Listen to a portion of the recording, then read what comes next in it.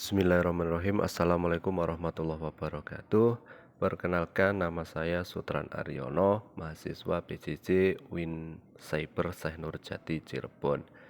Pada kesempatan kali ini saya ingin mempresentasikan tugas makalah mata kuliah metodologi penelitian PAI oleh dosen pembimbing yaitu Bapak Dr. Heru Prayogo MPD dengan judul Penyusunan Proposal dan Laporan Hasil Penelitian.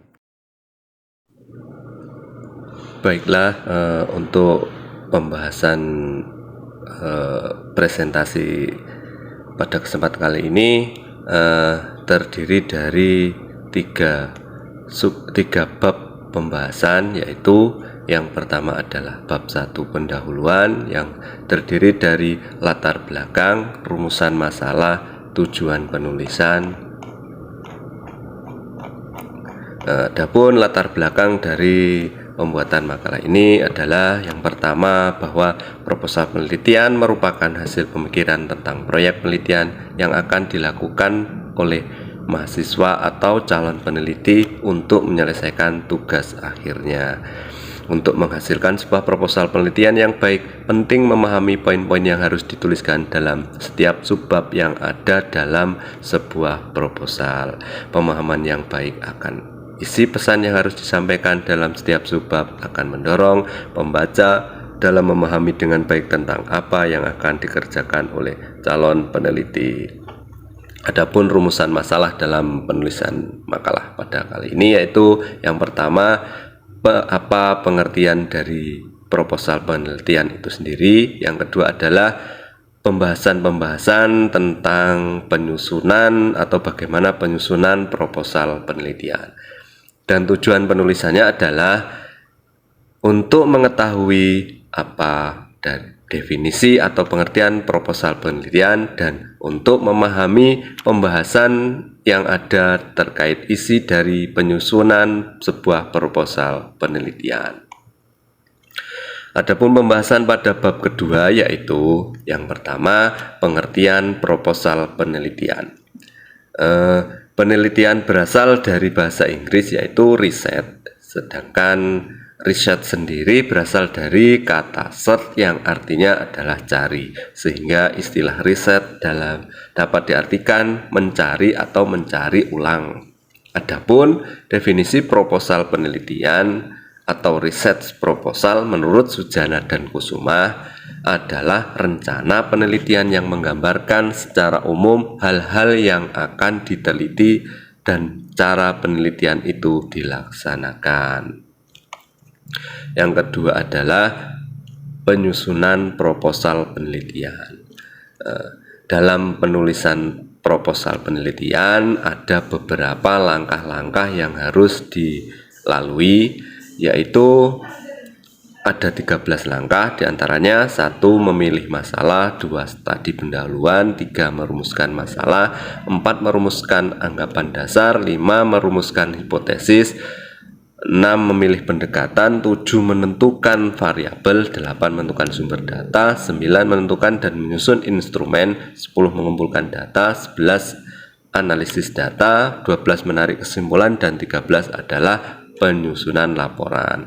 Adapun dari ke-13 langkah tersebut dibagi menjadi 3 subbab bahasan, dan dari 3 bahasan tersebut dibagi menjadi beberapa sub-subbab pembahasan seperti diterangkan sebagai berikut. Yang pertama adalah bab ke-1 pendahuluan. Adapun dari isi dari bab 1 pendahuluan yaitu yang pertama latar belakang yang merupakan hal-hal yang berkaitan dengan masalah penelitian yang akan dilakukan yang merupakan hasil pemikiran si peneliti. Yang kedua adalah identifikasi masalah. Identifikasi masalah dimaksudkan untuk menginventarisir masalah-masalah yang erat kaitannya dengan masalah penelitian yang akan dilakukan. Yang ketiga adalah pembatasan masalah. Karena keterbatasan yang dimiliki peneliti, seperti kemampuan intelektual, wawasan, waktu, tenaga, dan biaya. Tidak semua masalah dapat diteliti sekaligus. Oleh karena itu, perlu adanya pembatasan-pembatasan terhadap masalah yang akan diteliti. Dalam menentukan pernyataan masalah yang baik akan membantu fokus dan pada tujuan penelitian dan memandu proses penelitian secara keseluruhan. Adapun yang keempat yaitu tujuan dan kegunaan penelitian. Adapun tujuan penelitian yang dikemukakan oleh peneliti adalah tujuan yang baiklah. Untuk pembahasan yang berikutnya yaitu bab kedua terkait landasan teori dan kerangka berpikir. Adapun mengenai landasan teori dan kerangka berpikir dibagi beberapa sub pembahasan. Yang pertama adalah landasan teori. Dalam kerangka teoritis dinyatakan teori apa yang digunakan untuk landasan kerja penelitian. Teori itu bisa disusun sendiri secara elektik, bisa juga berupa teori yang digunakan oleh seorang ahli. Yang kedua adalah kerangka berpikir. Kerangka berpikir merupakan daya nalar peneliti terhadap teori-teori yang berkaitan dengan masalah penelitian yang akan dilakukan dan telah dikemukakan dalam kerangka teori. Dengan kata lain, kerangka berpikir merupakan pemikiran atau hasil pemahaman peneliti terhadap teori-teori yang telah dikemukakan dalam pembahasan sebelumnya, yakni dalam kerangka teori.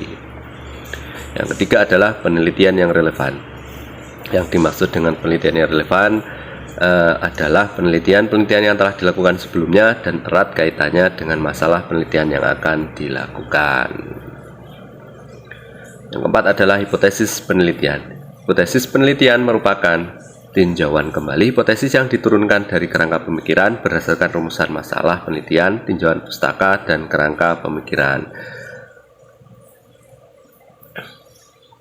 Untuk pembahasan bab selanjutnya yaitu bab ketiga terkait metode penelitian.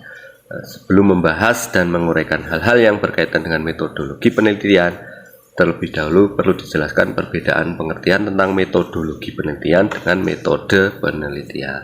Metodologi penelitian merupakan serangkaian penjelasan dan langkah yang akan dilakukan dalam penelitian. Sedangkan metode penelitian adalah pendekatan yang akan digunakan dalam melakukan penelitian, yakni pendekatan kualitatif atau pendekatan kuantitatif. Dalam bab 3 ini ada beberapa sub pokok pembahasan, yaitu yang pertama sasaran, waktu, dan lokasi penelitian. Adapun sasaran penelitian adalah objek penelitian, di mana dari objek tersebut peneliti akan memperoleh berbagai informasi yang diperlukan dalam penelitian yang akan dilakukan. Sedangkan waktu penelitian adalah waktu yang diperlukan peneliti dalam melakukan penelitian. Sedangkan lokasi penelitian adalah tempat di mana objek penelitian tersebut dilaksanakan. Yang kedua adalah metode penelitian yang digunakan. Metode atau pendekatan penelitian yang digunakan dalam penelitian merupakan salah satu kunci keberhasilan sebuah penelitian. Baik tidaknya hasil penelitian, salah satu di antara ditentukan oleh tepat tidaknya dalam memilih metode penelitian. Yang ketiga adalah populasi dan teknik pengambilan sampel. Sampling dapat digunakan untuk membuat kesimpulan tentang suatu populasi atau untuk membuat generalisasi dalam kaitannya dengan teori yang ada. Yang keempat adalah instrumen penelitian. Penggunaan instrumen penelitian harus disesuaikan dengan jenis data yang akan dikumpulkan. Untuk penelitian kuantitatif, instrumen pengumpulan data yang umum digunakan adalah kuesioner atau tes. Sedangkan dalam penelitian kualitatif, peneliti sendiri berfungsi sebagai instrumen utama. Namun pedoman wawancara dapat membantu untuk peneliti.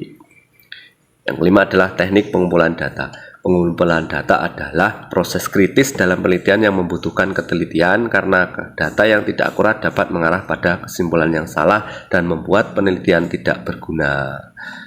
Yang keenam adalah teknik analisis data. Dalam menganalisis data diperlukan ketekunan dan kejelian terhadap jenis data. Data yang diperoleh dari penelitian yang tidak memerlukan pengujian hipotesis tidak dapat dianalisis dengan analisis data, analisis statistik, tetapi dengan analisis deskriptif. Yang ketujuh adalah hipotesis statistik. Hipotesis statistik diperlukan hanya dalam penelitian yang akan menguji hipotesis atau dalam penelitian yang menggunakan metode penelitian kuantitatif. Untuk pembahasan tambahan yaitu dalam penyusunan laporan penelitian yaitu terkait tata cara penulisan hasil penelitian. Dalam menyusun laporan penelitian, penting bagi peneliti untuk menyajikan semua elemen yang menggambarkan proses penelitian secara keseluruhan, mulai dari tahap awal hingga kesimpulan.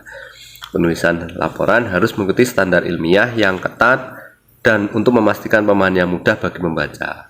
Peneliti harus mempertimbangkan beberapa hal saat menulis laporan, diantaranya yang pertama, peneliti dalam menulis laporan harus tahu betul kepada siapa laporan itu akan ditujukan. Yang kedua, peneliti dalam menulis laporan harus menyadari bahwa pembaca laporan penelitiannya tidak mengikuti kegiatan proses penelitian.